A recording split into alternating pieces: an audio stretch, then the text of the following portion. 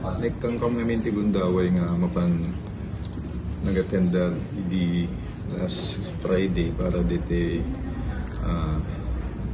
meeting ti Board of Regents ti MMSU, and fortunately damit amin DJ indauluan niya po chairman tayo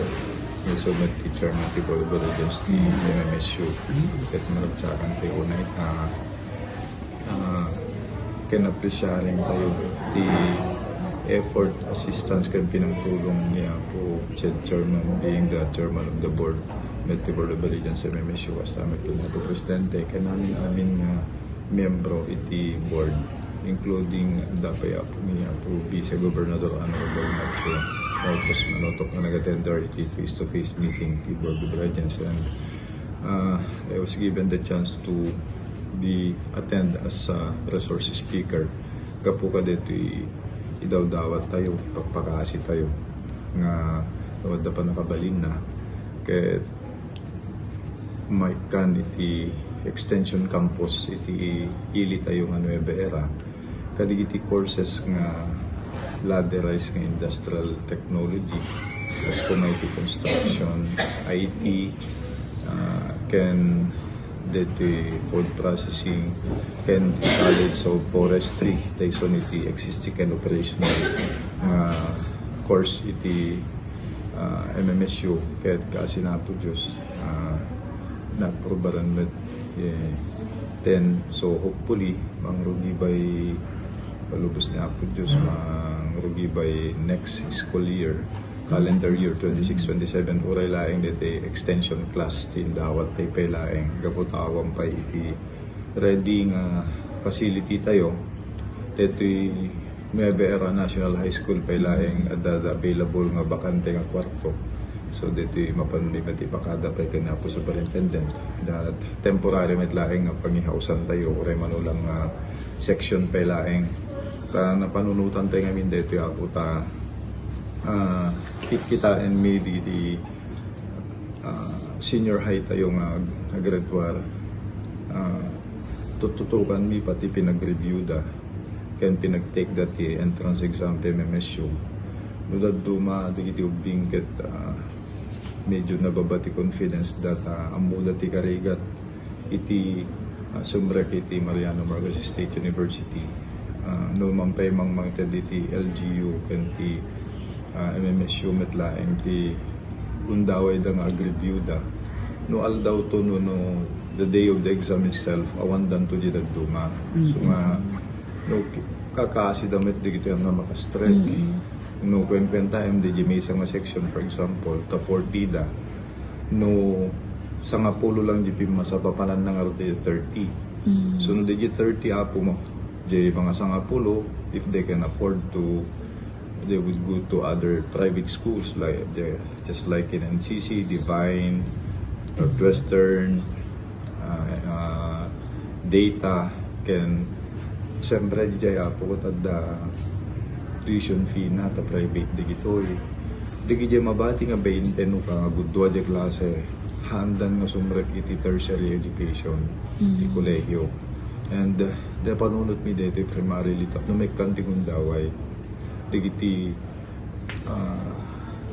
hanmet unay nga kabailan nga mga alay ti kurso nga 4-year degree or baccalaureate, so nga wala lang 2-year course tadamit programa ti Mariano Marcos State University kadigiti IT courses nga ladderized tapno siyempre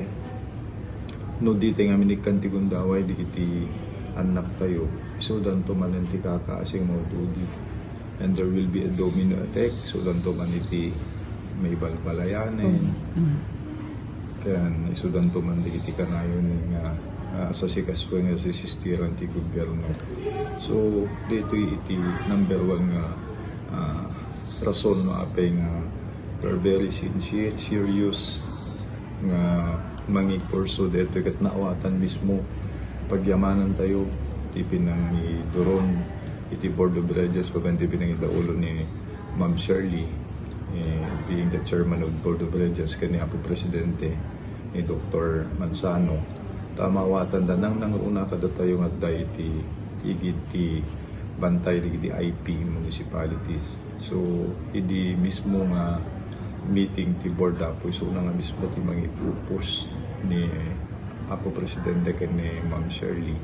ket sapay ta matuloy orela ang mayroong gid ti extension class ti dito school year 26-27. Then damit ten naka-ready apo nga lote in-donate tayo dito lote tayo tati masapol ket dito title lot. So in-donate tayo dito lote tayo dito along Ilocos Norte Abra Road ije mismo abay ti terminal ti bus ken jeep tap na accessible. May kadwa kada pa yan in i-allocate tayo for this year 2026 budget iti nanong ili tayo nga para site development na. So kayan agdadasang kabasit nga savings may di last year na pagsasalitaan mi pa yan nga tapno meron pa yan di building pa 10 classroom building nga pangrugyan at pa yan ang irugyan tayong 20 million nga another 20 million for the construction of the classroom nga masapol nga initial ken madamatay met nga ipagpakaasi dami resolution tayo kadigiti madaydayaw the Honorable Congressman of 1st District, the Majority Floor Leader Congressman Sandro Marcos kastamet kiti Congressman the 2nd District, the Honorable Angelo Marcos Barba ta no adda pa nakabalin na may raman ko man iti budget time MSU dito extension campus iti Nueva Ecija tay sulan ti kurang na napo dito aming kabailan namin dumot pa iti pagkasapulan digiti Kakailian digiti Manalong digiti Agas digiti Kakailian iso nga digiti lang savings mi nga kabailan mi so pagpakaasi mi kuman nga damitan pending resolution mi kaditi pungado nga diputado tayo. So DJ more or less iti rason mapay nga mapang kami pa yan iti ilili dadagiti basbasa met iti ili tay nga Nueva Ecija ti parte na ti Badok digiti taga-Kamanga madupayas ti invite mi ida ngamin kami agpakada kadigiti counterpart mi nga opisyales iti ili iti staff iti Pinili digiti taga-Liliputen iti Banna digiti taga-Imelda Pinakag Makayepyep ken digiti ili ti Dumaya digiti asideg kada kami ti Marcos ti Dingras ken ganat San Marcelino so na pidig ken karas iti Dumaya ken ing kaminto pa iti Abra ta iso ti indanon tayo kadigiti apo nga membro ti Board of Regents ta dadarigiti kakabagyan met ditoy taga Danglas ti Abra taga Lapas Lagayan ken Tinig so more or less mga 13 nga munisipyo ditoy invite tayo ken pagpakadaan tayo kaya't digiti naganak ken digiti ubing ta no may agbasa ditoy ready tayo met nga ngaklon when mag-invite kada pada ta haanen nga masapol nga kasera data si degmet mo kasparigan lang digiti dati Pinili Badok ti Kamanga Banna Marcos Dingras kap na madekongestment iti Lawag ken Batak